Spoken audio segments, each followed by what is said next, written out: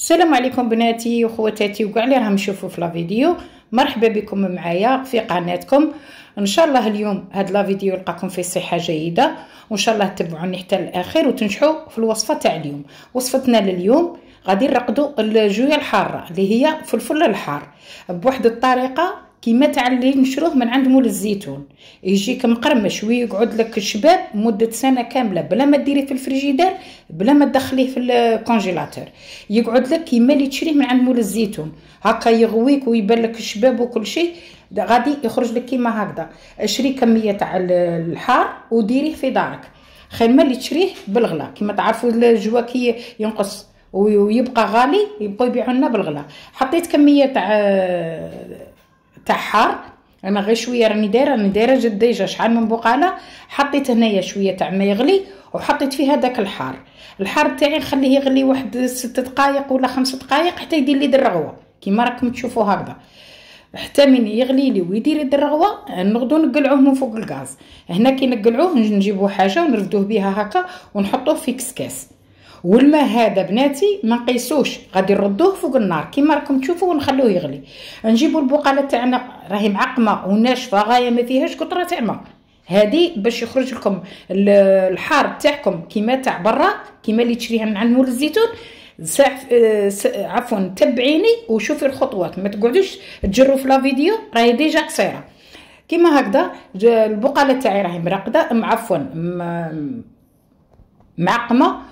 وهنا جبت كاس تاع الخل عندي كاس تاعي فيه 220 مليلتر، وانتم الكاس اللي عندكم ديروا به والكميه اللي عندكم ديروها. درت فيها 2 مغارف تاع ملح. وهنا بديت نعمر في الحار في البقاله، ندخل فيه بشويه هكذا.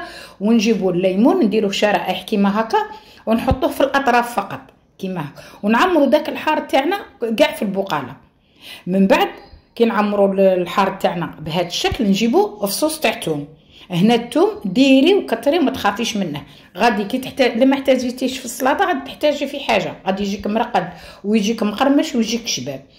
هنايا بعد ما حطيت الثوم وحطيت الليم وعمرت البقاله تاعي بالحار، غادي نجيب داك الماء اللي كان غلالي فيه الحار الجوا ودرت منه كميه، ما تكبيهش كاع، خلي منه النص. من بعد جيبي هذاك الماء والخل كملي به التكمله تاعك تاع البقاله، وزيدي حطي شويه تاع ماء وبقط به مغرف كيما هكذا، وبقيت تدخلي في هذاك الحار. خاطر ديري يدك ولا ديجا الحار راح حار وراح حامي الماء، دخليه غايه ما تخليلهش كاع منين يتنفس. هنا كي تشوفي الحار تاعك قاعد تشرب، حكمي البلاستيك غذائي ولا ساشي وبلعيه به. هذه البقاله راني دايرتها في 24 ساعه طاب ديجا، وهذه راني درتها وغادي نوريه لبناتي كيفاش يولي 24 اور تديريه وتاكليه. تنجمي تدسيه كيما راه السنه كامله، تاكلي في رمضان ان شاء الله بالصحه والهنا، وتاكلي في اي وقت تجبدي الحار من دارك وتاكلي.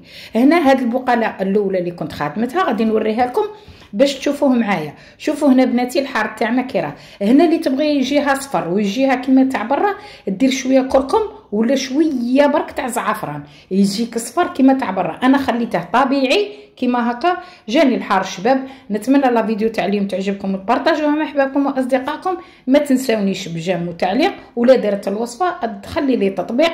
والسلام عليكم ورحمه الله تعالى وبركاته في وصفات اخرى ان شاء الله.